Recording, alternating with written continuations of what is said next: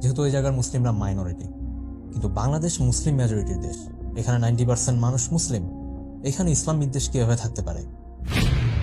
বাংলাদেশে এত এত সমস্যা থাকার মধ্যে কেন ইসলাম বিদ্বেষ নিয়ে আলোচনা করা এই গুরুত্বপূর্ণ?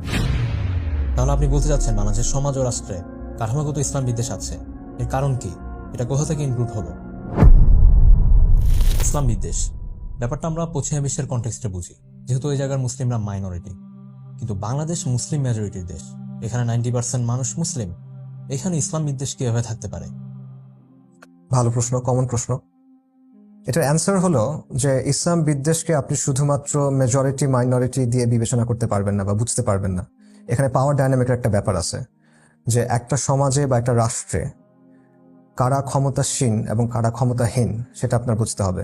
এখানে কারা ডমিনেন্ট গ্রুপ এবং কারা মার্জিনালাইজ গ্রুপ এটা আপনার বুঝতে হবে। এমনও হতে পারে যে একটা সমাজে যারা ক্ষমতা